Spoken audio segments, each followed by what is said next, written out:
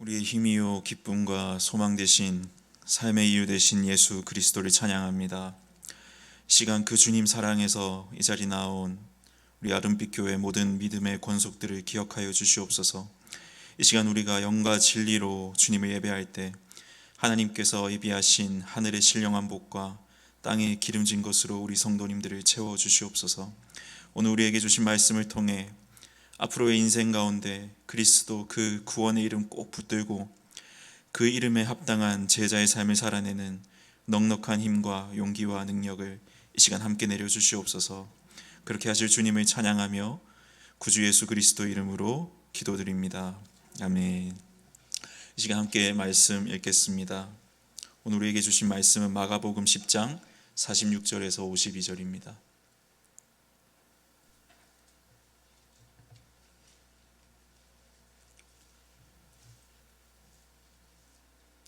마가복음 10장 46절에서 52절 다 찾으신 줄 알고 제가 봉독하겠습니다.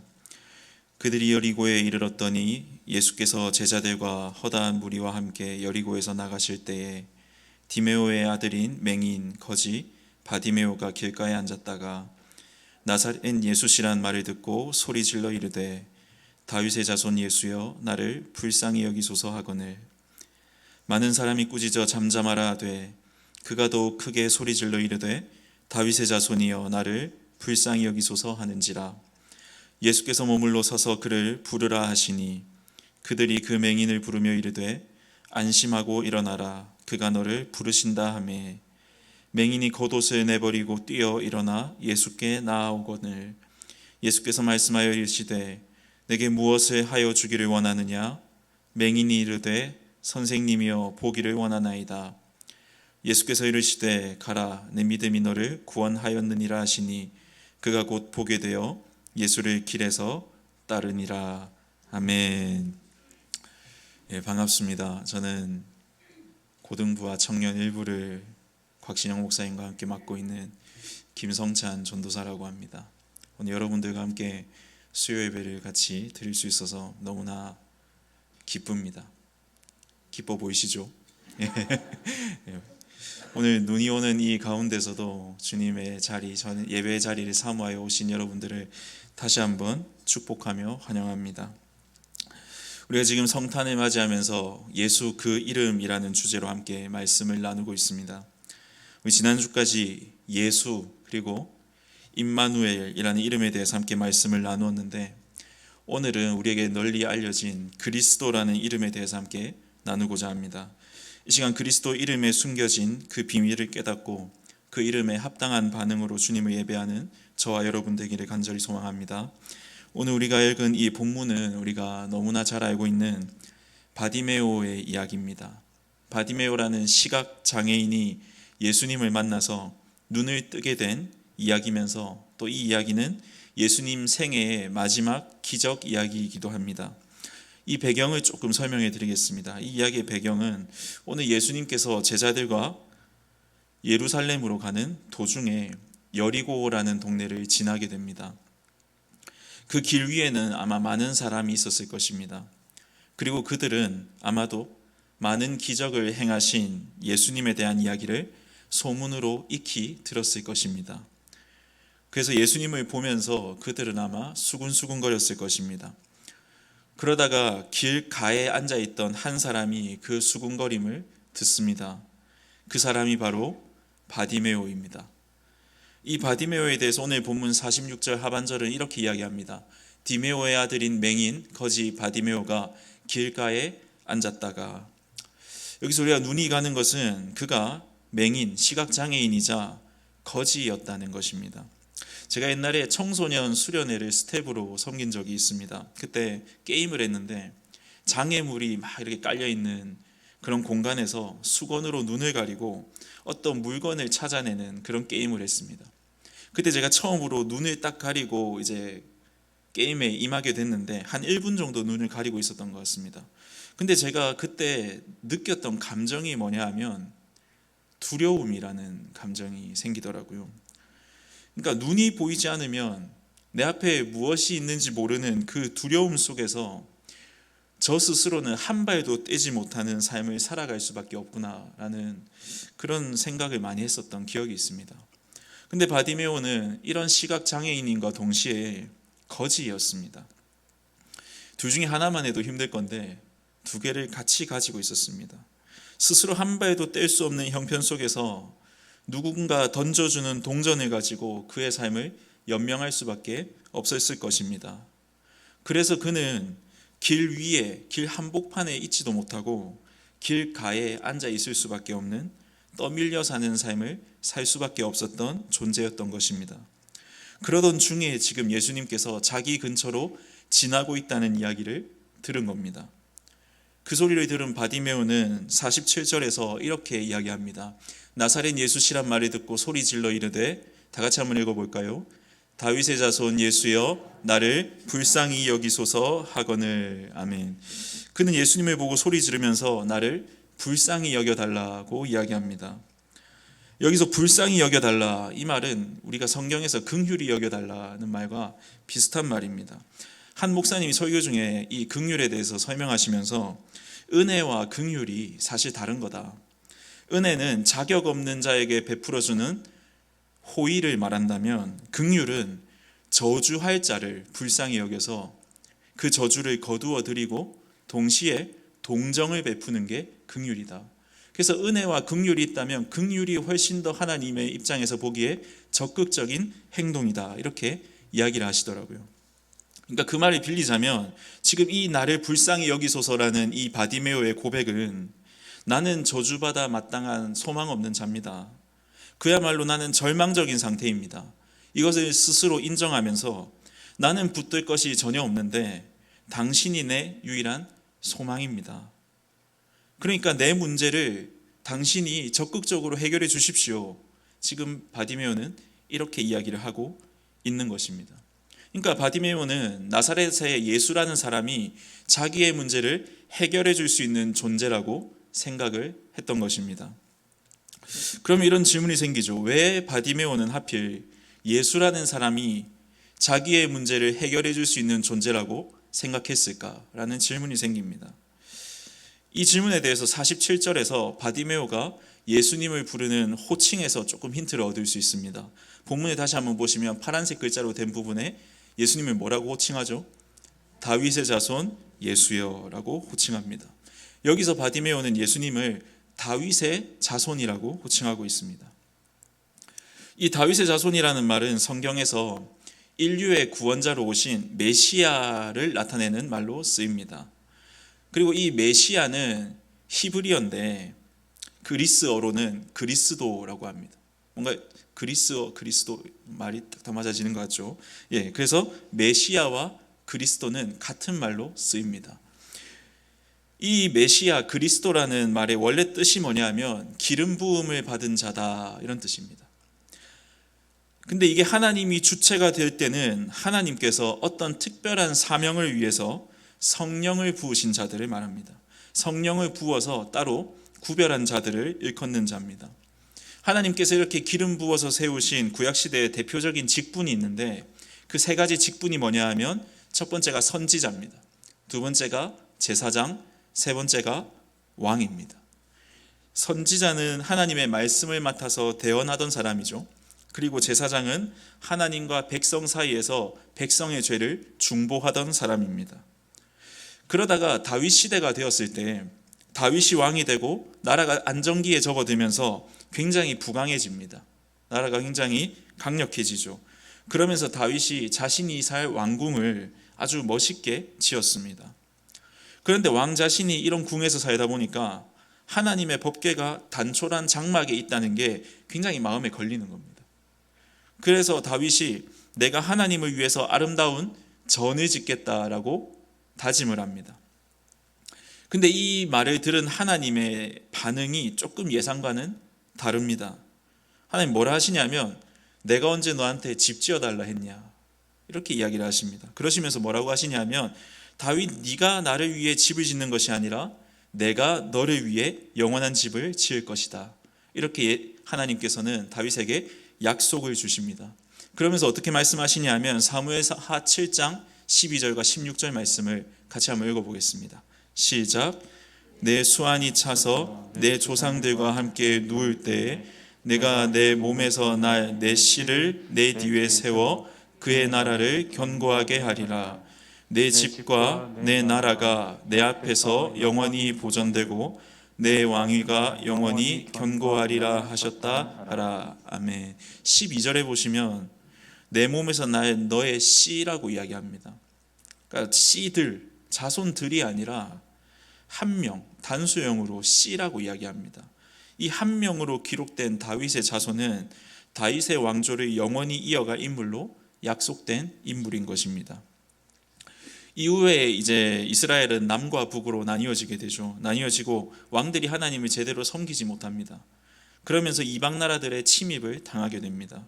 그러면서 많은 선지자들, 이사야, 예레미야, 에스겔 같은 선지자들이 이 다윗의 자손에 대해서 계속해서 예언을 하는데, 이때 어떻게 예언을 하냐 하면 다윗의 왕조를 다시 부활시킬 인물로 예언을 합니다. 그 중에 여러 말씀이 있는데 우리 한 말씀만 읽어보겠습니다. 우리 이사야 9장 6절에서 7절 말씀을 한번 읽어보겠습니다. 시작. 이는 한 아기가 우리에게 낳고 한 아들을 우리에게 주신 바 되었는데 그의 어깨에는 정사를 메었고 그의 이름은 기묘자라 모사라 전능하신 하나님이라 영존하시는 아버지라 평강의 왕이라 할 것임이라. 그 정사와 평강의 더함이 무궁하며 또 다윗의 왕자와 그의 나라에 군림하여 그 나라를 굳게 세우고 지금 이후로 영원히 정의와 공의로 그것을 보존하실 것이라. 만군의 여호와의 열심히 이를 이루시리라. 아멘. 한 아기가 우리에게 낳는데 그 아기가 다윗의 왕의 자리와 그의 나라에 군림해서 그 나라를 굳게 세울 것이다. 이렇게 이야기하고 있는 것입니다. 그런데 그 이후에도 이스라엘은 바벨론이라는 나라의 포로로 끌려가게 됩니다. 그리고 포로에서 하나님의 놀라운 섭리로 귀환한 후에도 계속되는 외세의 침입 속에서 지금 예수님이 계신 이 시점에는 이스라엘이 로마의 식민지가 됩니다. 그래서 예수님 당대 사람들은 이 예언을 자기들이 어떻게 해석했냐 하면 다윗의 자손이라는 사람이 이스라엘을 압제하는 로마에 대항해서 이스라엘을 위해 싸워줄, 그리고 다시 강력한 이스라엘 왕국을 회복시켜줄 단 한 명의 정치적인 구원자다라고 생각했습니다. 그리고 그 다윗의 자손을 메시아 혹은 그리스도로 불렀습니다. 그러니까 그들은 이 그리스도를 정치적 그리스도로만 좁혀서 그리스도를 이해하고 있었다는 겁니다. 그렇다면 우리가 또 질문이 생깁니다. 오늘 본문의 바디메오가 예수님을 다윗의 자손, 즉 그리스도라고 불렀을 때 이 시대의 다른 사람들과 같이 정치적인 구원자로만 이해했을까? 아마 그렇지는 않은 것 같습니다. 사실 이 일이 있기 전에 예수님을 그리스도로 고백한 사람이 있었습니다. 그 사람은 바로 베드로입니다. 예수님이 어느 날 갑자기 제자들에게 사람들이 나를 누구라 하느냐라고 물으십니다. 그때 제자들이 어떤 사람은 세례 요한이라 하고 어떤 사람은 엘리야라 하고 어떤 사람은 선지자라고 이야기합니다 라고 대답을 합니다. 그때 예수님께서 제자들에게 다시 물으십니다. 그럼 너희는 나를 누구라 하느냐? 그때 베드로가 뭐라고 대답합니까? 마가복음 8장 29절입니다. 베드로가 대답하여 이르되 주는 그리스도시니이다 하매. 아멘. 주는 그리스도십니다 라고 대답합니다. 여러분, 이 대답이 어떤 것 같습니까? 잘한 대답인 것 같습니까? 못한 대답인 것 같습니까? 잘한 대답인 것 같죠. 근데 예수님의 반응이 조금 이상합니다. 예수님이 그의 대답을 칭찬하시고 막 이렇게 하시는 게 아니라 갑자기 당신께서 고난을 받고 죽임을 당하고 사흘 만에 살아나실 것을 이야기합니다. 그러니까 그리스도가 강한 어떤 정치적인 구원자가 아니라 고난받고 죽어야 하는 존재라고 예수님께서는 말씀하고 계신 겁니다. 그랬더니 베드로가 32절에서 이렇게 행동합니다. 베드로가 예수를 붙들고 항변하매. 베드로는 분명히 예수님이 그리스도라고 고백을 했습니다. 그런데 그는 예수님이 이 땅에서 죽으실 것을 말씀하시는 순간 예수님을 붙들고 한쪽으로 끌고 가더니 예수님께 대들기 시작합니다. 베드로는 지금 당신이 그리스도라면 이 땅에서 우리를 강하게 하고 당신이 왕이 되어서 우리를 다스려야지. 죽는다는 게 무슨 소리냐? 이렇게 따지고 있는 겁니다.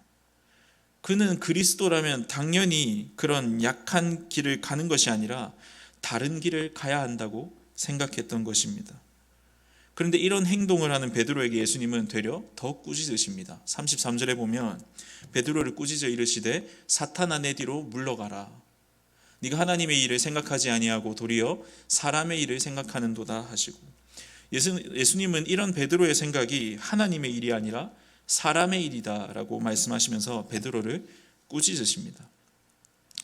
다시 오늘 본문으로 돌아와서 바디메오가 예수님을 향해서 다윗의 자손 예수여 나를 불쌍히 여기소서라고 외쳤을 때 예수님은 그를 부르시고 그분께 나아간 바디메오가 보기를 원한다고 간청할 때 그를 보게 해 주십니다. 그러시면서 이렇게 이야기하십니다. 10장 52절에서 예수께서 이르시되 가라 내 믿음이 너를 구원하였느니라 하시니, 내 믿음이 너를 구원하였느니라. 아까 베드로와는 사뭇 다른 반응입니다. 예수님은 그를 구원해 주셨습니다. 만약 바디메오가 베드로처럼 예수님을 단순히 우리의 어떤 팍팍한 삶의 현실을 해결해 줄 그런 그리스도라고 생각했다면 예수님은 내 믿음이 너를 구원하였다라고 말씀하시지는 않았을 것입니다. 분명히 바디메오는 베드로와 다른 그리스도에 대한 믿음을 가지고 있었던 것입니다. 그는 지금 그의 앞에 계신 예수님이 진정한 의미의 구원자라는 사실을 믿고 있었던 것입니다. 그 결과 어떻게 됩니까? 이어지는 말씀에 보면 그가 곧 보게 되어 예수를 길에서 따르니라.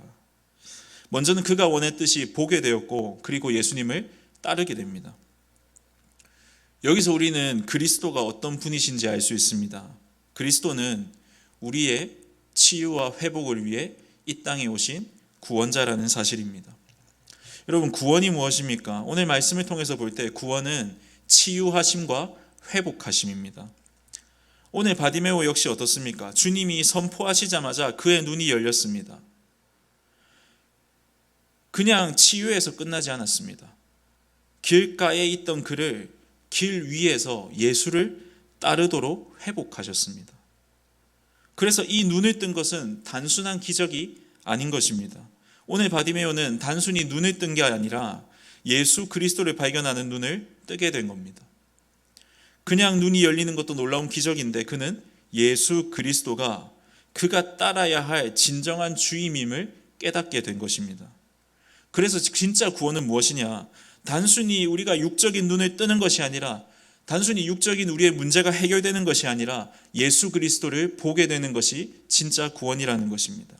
예수 그리스도가 정말 나의 구원자이고 예수 그리스도가 진정 내가 따라야 할 나의 주인이심을 믿고 따르게 되는 것을 구원은 동반하게 되는 것입니다. 이런 온전한 회복은 오직 그리스도 예수만이 하실 수 있는 것입니다. 저는 이 치료하시고 회복하시는 이 구원자 그리스도를 실체적으로 만난 경험이 있습니다. 잠깐 제 이야기를 해도 되겠습니까? 허락해 주시면 하겠습니다. 저는 어렸을 때 이제 모태신앙으로 태어나서 거의 어렸을 때부터 교회에 살다시피 하던 사람입니다. 고3 때도 남들 학원 갈 때 저는 교회 가서 기도하고 교회에서 공부하고 새벽 기도까지 했습니다. 고3 때. 그 정도로 교회 생활이 열심이었습니다. 그렇게 교회가 좋았습니다. 그러다 이제 대학을 가게 되는데 제가 중고등학교 때 정말 하나님 위해서 살겠다고 다짐을 했거든요. 그래서 저는 그 하나님을 위해서 사는 게 목사가 되는 거라고 생각했어요. 목사가 돼서 나에게 맡기신 양들을 잘 돌보는 게 내가 주를 위해 사는 거라고 생각을 했었습니다. 그래서 저는 대학을 졸업하면 바로 목사가 되고 싶은 마음밖에 없었어요. 그래서 대학을 선택할 때도, 과를 선택할 때도 소위 취업이 잘 되는 공대나 약대 이런 데 선택하지 않고 졸업만 하자라는 마음으로 그냥 제가 제일 좋아했던 과목이 수학이었거든요. 그래서 수학과를 갔습니다. 그래서 그냥 그때까지도 대학 4년 지나고 신학대학원 갈 생각밖에 없었습니다. 그래서 군대 가기 전까지 학교도 잘 안 갔습니다. 학교 가봤자 선배들은 맨날 술 먹자 그러고 술 안 먹으면 혼내고 친구들은 이성 친구 이야기나 하고 굉장히 바리새인 같았었거든요. 그래서 그런 철없는 저에게는 이 학교는 마치 악의 축과 같았던 거죠. 그래서 학교가 그렇게 싫었습니다. 그래서 그냥 시험만 치고 뭐 근근히 학점만 받던 그런 생활을 계속해서 지내왔습니다. 근데 역시 사람은 군대를 가야 정신을 차리더라고요. 제가 군대를 가서 그래도 내가 대학이라는 데를 왔는데 하나님이 그래도 내가 주어진 상황에서 최선을 다하시는 것을 보고 싶지 않으실까라는 생각이 들더라고요. 그래서 공부를 시작했습니다. 군대를 다녀와서. 그래서 군대 다녀온 첫 학기에 남들처럼 공부를 굉장히 열심히 했습니다. 근데 제가 군대 가기 전까지 공부를 안 했잖아요. 아무것도 모르는 상황에서 공부를 시작했으니 굉장히 힘들었어요. 근데 어느 순간에 딱 뛰어넘었는데 공부가 너무 재밌는 겁니다. 너무 재밌고 이게 이런 말이었어? 이게 이런 거와 연결되는 거야? 이러면서 이 공부의 세계가 저한테 확 열리게 된 겁니다.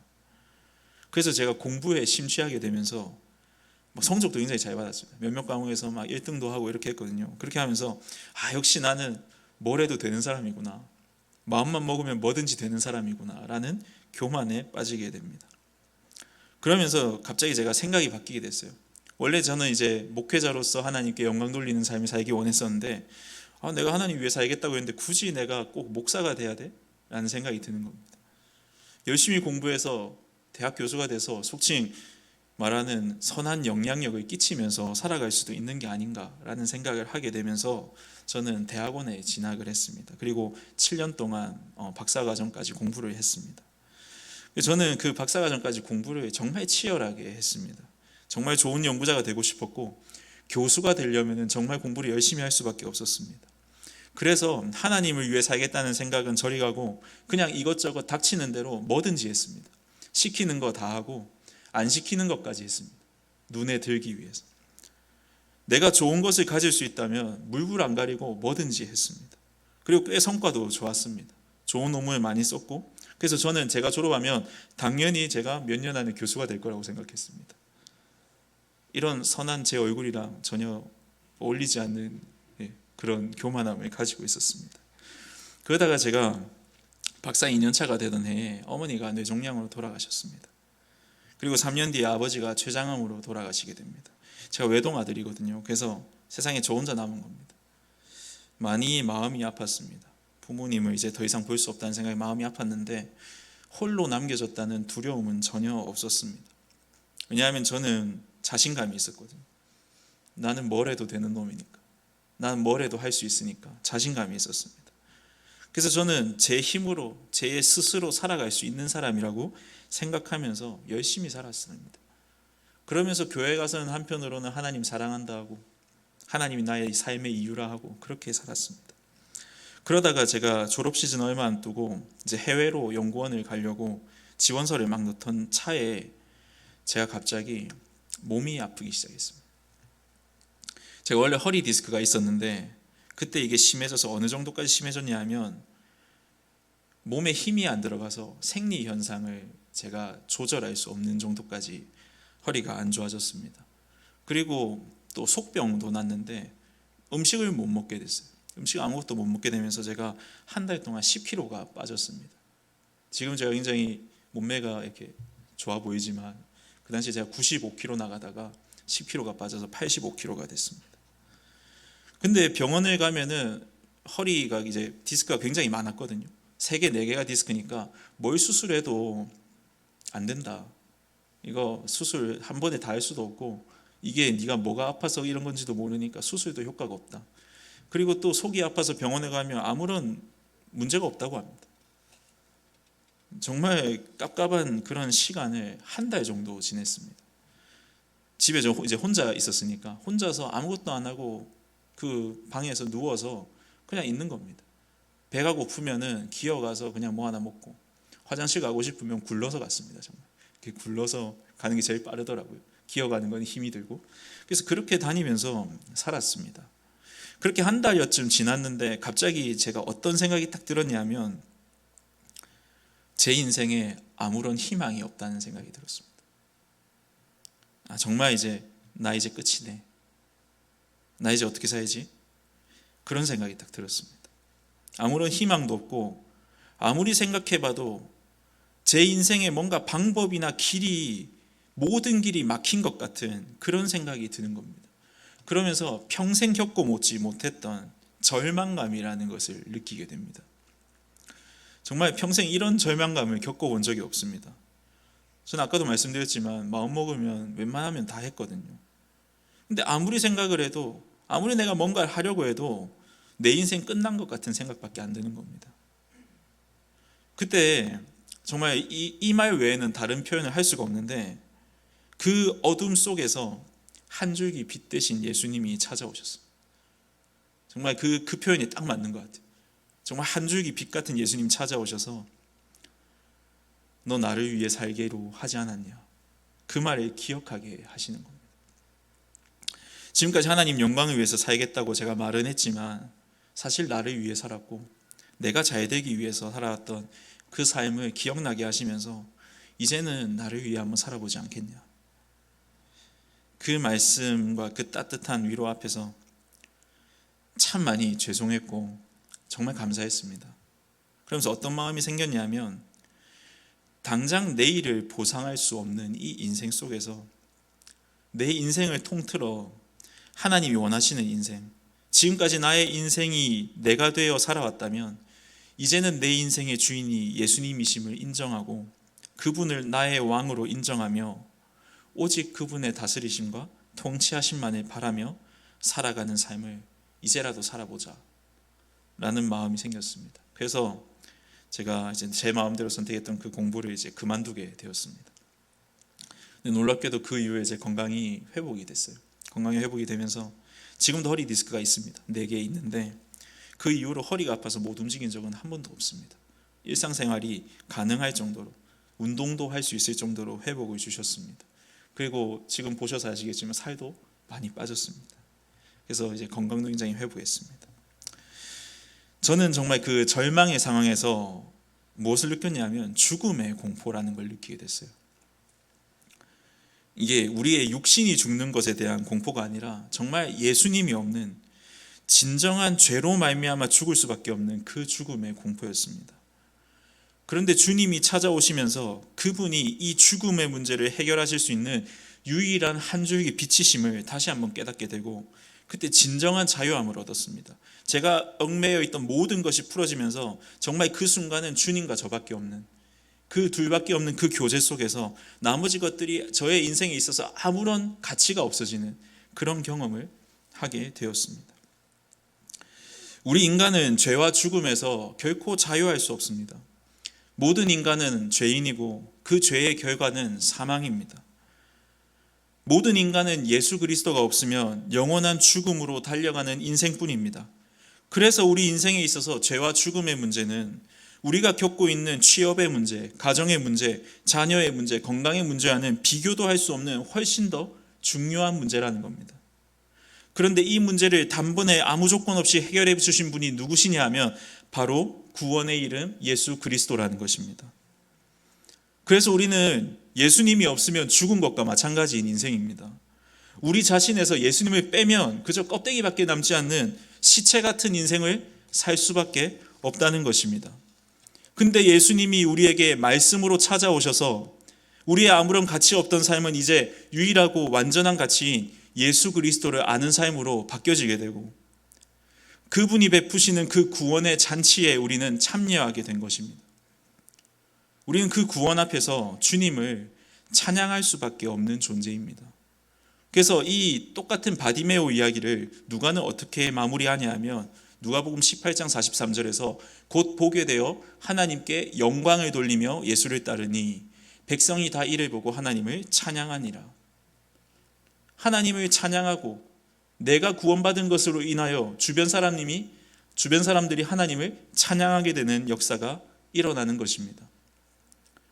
그리고 그렇게 예수 그리스도의 구원의 기쁨을 알았다면, 그 구원의 기쁨을 찬양하게 됐다면 이제 우리는 그리스도를 따르는 제자가 되어야 하는 것입니다. 오늘 본문 52절 하반절에 보면 이렇게 기록합니다. 그가 곧 보게 되어 예수를 길에서 따르니라. 아까도 말씀드렸다시피 길가에 떠밀려 살아갈 수밖에 없었던 그가 구원을 받고 한 행동이 뭐냐 하면 예수님을 길 위에서 따르는 것이었습니다. 그렇다면 바디메오가 따랐던 이 길은 어떤 길입니까? 그 길은 예루살렘으로 가는 길이었습니다. 이 예루살렘으로 가는 길에 대해서 예수님은 마가복음 10장 33절 34절에서 이렇게 이야기하셨습니다. 보라, 우리가 예루살렘에 올라가노니 인자가 대제사장들과 서기관들에게 넘겨지매 그들이 죽이기로 결의하고 이방인들에게 넘겨주겠고 그들은 능욕하며 침뱉으며 채찍질하고 죽일 것이나. 그 길은 죽음의 길입니다. 침뱉음 당하고 채찍을 당하는 치욕의 길이고 십자가에 달리는 길입니다. 앞에서 예수님의 제자라고 했던 베드로는 이 죽으러 가시는 예수님을 붙들고 항변했지만 바디메오는 예수님이 걸어가시는 그 길을 묵묵히 따르게 되는 것입니다. 예수님 분명히 베드로와 제자들에게 마가복음 8장 34절에서 이렇게 이야기하셨습니다. 무리와 제자들을 불러 이르시되 누구든지 나를 따라오려거든 자기를 부인하고 자기 십자가를 지고 나를 따를 것이니라. 그래서 우리가 예수님을 그리스도로 인정한다면, 그리고 그 구원의 기쁨을 찬양한다면 우리는 그에 대한 합당한 반응으로 첫 번째 자기를 부인하고 자기 십자가를 지고 예수님을 따라야 하는 것입니다. 먼저 자기 부인은 무엇입니까? 자기 부인은 내 욕심 따라 나를 위해 살아왔던, 내가 내 인생 주인 되어서 내 인생의 왕이 되어 살아왔던, 모든 것을 결정하고 살아왔던 그 삶을 버리고 이제는 그리스도가 내 삶의 주인이시고 그리스도가 나의 삶의 왕 되셔서 나를 다스리시고 통치하는 삶을 살게 되는 것이 자기 부인입니다. 근데 여러분, 이게 쉽지 않습니다. 아마 많이 경험해 보셨을 겁니다. 이 땅의 죄가 어떻게 시작됐습니까? 아담과 하와가 하나님께서 절대로 먹지 말라 했던 선악을 알게 하는 나무에 대해서 스스로 결정하고 판단하면서부터 이 땅의 죄가 시작되었습니다. 그래서 우리 인생의 왕좌에 내 스스로 앉아 있는 것이 우리의 본성이라는 것입니다. 그래서 우리의 자아는 내가 하나님 대신에 왕의 자리에 앉게 합니다. 그래서 내 자아는 나와 하나님을 끊임없이 분리시킵니다. 저도 아까 그렇게 주님의 은혜가 너무 커서 모든 것을 버린 것처럼 이야기했지만 정말 부끄럽지만 아주 가끔씩은 아깝다고 느껴질 때가 있습니다. 그 크신 구원의 은혜와 이 하찮은 내가 만든 나의 실적을 마치 같은 레벨을 두고 같은 높이에 두고 견주어 보면서 나 스스로를 위안하는 내 모습이 아직도 있더라는 겁니다. 이게 인간의 본성입니다. 정말 쉽지 않습니다. 그런데 그래서 예수님이 우리를 위해서 십자가에 달려 죽으신 것입니다. 우리가 더 이상 죄의 종로로 타지 않게 하기 위해서 그분은 십자가에 달려 죽으셨습니다. 바울은 로마서 6장 6절에서 이렇게 이야기합니다. 우리가 알거니와 우리의 옛사람이 예수와 함께 십자가에 못 박힌 것은 죄의 몸이 죽어 다시는 우리가 죄에게 종노릇하지 아니하려 함이니. 그래서 우리는 더 이상 죄에게 종노릇할 수 없습니다. 왜냐하면 우리는 예수님을 그리스도로 인정하는 그 순간 우리의 옛자아는 이미 그리스도와 함께 십자가에 못 박혔고 우리는 이제 예수 그리스도와 더불어 살게 되었기 때문입니다. 그래서 바디메오처럼 주님을 아는 눈이 뜨여져서 주님을 알게 되니까 더 이상 내가 추구했던 성공이나 부가 예수님보다 중요해지지 않는 것입니다. 이것이 자기 부인입니다. 내가 내 스스로 내 손에 쥐고 있는 거 억지로 놓으려고 아무리 노력해도 우리는 자기 부인을 해낼 수가 없습니다. 대신에 그분이 주시는 은혜가 너무 커서 그분이 내 인생에서 너무너무 중요해서 다른 것들이 그리스도 예수 앞에서 아무것도 아니게 될 때 우리는 자기 부인에 성공할 수 있는 것입니다. 그래서 우리는 우리의 마음을 날마다 주님 주시는 은혜로 채워야 하는 것입니다. 아마 우리 모두 우리 손에 아직 주님, 제가 이거는 절대 주님 앞에 내려놓지 못합니다 라고 움켜쥐고 있는 것들이 있을 줄로 압니다. 그렇지만 우리 은혜를 구하기 소망합니다. 그 구원의 기쁨을 회복해달라고 은혜를 구합시다. 주님은 우리에게 힘을 주실 겁니다. 그리고 우리를 구원해 주신 그 주님의 사랑을 더욱더 깊이 묵상해서 이것마저도 하나님 앞에서 아무것도 아님을 우리의 입술로 고백하게 되기를 소망합니다. 또 예수님은 자기 십자가를 지라고 말씀하십니다. 예수님은 십자가에 죽으신 그 죽음에 우리도 동참해서 날마다 거룩한 삶을 향해 나아가기를 소망하십니다. 이렇게 자기를 부인하고 십자가를 진 사람은 그분을 따라야 합니다. 이 따름은 한 번 따름이 아닙니다. 지속해서 날마다 우리의 삶 속에서 모든 순간에서 예수님을 따라야 합니다. 그분을 따른다는 것은 그분이 우리 인생의 목표, 관역이 되시는 것을 의미합니다. 그래서 우리 인생의 목표가 더 이상 다른 것이 아니라 오직 예수 그리스도 한 분이 되는 것을 이야기합니다. 주님 더 알고 싶고 더 주님 사랑하고 싶어지는 그 갈망 속에서 우리는 스스로를 부인하고 기꺼이 십자가를 지며 그분을 따라야 하는 것입니다. 말씀을 정리하겠습니다. 제가 오늘 말씀을 세 문장으로 한번 요약해 봤습니다. 길 잃은 양과 같았던 길가의 바디메오는 그리스도를 만나 구원을 얻었습니다. 그 구원은 참 목자 되신 예수님을 만나 그분과 함께 생명의 길을 가는 것이었습니다. 그런데 그 길은 고난과 죽음을 통과하는 길이었습니다. 여러분, 어쩌면 우리의 삶이 참 바디메오와 많이 닮아 있는 것 같아요. 우리의 천성은, 우리의 본성은 바디메오처럼 나눠줄 줄 모르고 달라고만 하는 자들이고, 우리는 누군가의 도움 없이는 이 세상을 살아갈 힘이 전혀 없는 사람들입니다. 그런데 우리에게 말씀으로 찾아오신 구원자 그리스도를 만나서 구원을 받게 되고 주님이 걸어가신 그 생명의 길을 그분과 함께 걷는 제자가 되었습니다.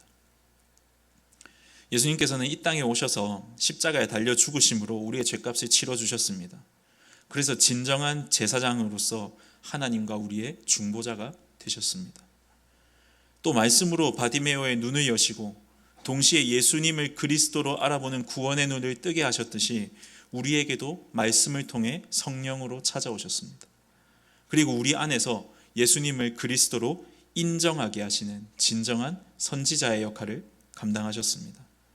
그리고 예수님을 그리스도로 인정하는 모든 그의 백성들의 왕이 되셨습니다. 그래서 구약이 예언하고 기다렸던 그 진정한 의미의 기름 부음 받은 자, 영원한 제사장이자 선지자이자 왕으로 오신 그 다윗의 자손이, 그 메시아가 바로 예수 그리스도라는 것입니다. 그분은 지금도 우리의 삶 속에서 우리가 겪는 모든 어려움과 고통을 해결해 주시고, 그리고 그를 믿는 모든 자에게 진정한 구원을 허락해 주시고, 우리는 그 은혜로 지금 이곳에 서 있습니다. 여러분, 우리 지금 성탄을 앞두고 있습니다. 이 성탄 앞에서 정말 우리를 구원하신, 우리의 처지를 바꾸시고 구원의 기쁨을 허락하신, 그 주님을 따르는 삶을 허락하신 그 예수 그리스도를 깊이 묵상하는 성탄이 되었으면 좋겠습니다. 그리고 그 주님을 다시 한번 내 인생의 왕으로 모시고 살아가기를 결단하는 그런 성탄이 되었으면 좋겠습니다. 더불어 하나만 더 부탁드리겠습니다. 우리 인생에 찾아와 주신 그 구원의 이름 그리스도를 우리 사랑하는 가족과 이웃과 친구들에게 전하는 성탄이 되었으면 좋겠습니다. 아까 읽었던 누가복음의 말씀처럼 우리에게 주신 구원의 기쁨을 널리 알릴 때 우리 주변에 있는 사람들이 다 우리를 보고 하나님을 찬양하며 경배하게 될 것입니다. 이 구원의 기쁨을 널리 알리고 깊이 찬양하고 깊이 묵상하는 복된 성탄 되기를 소망합니다.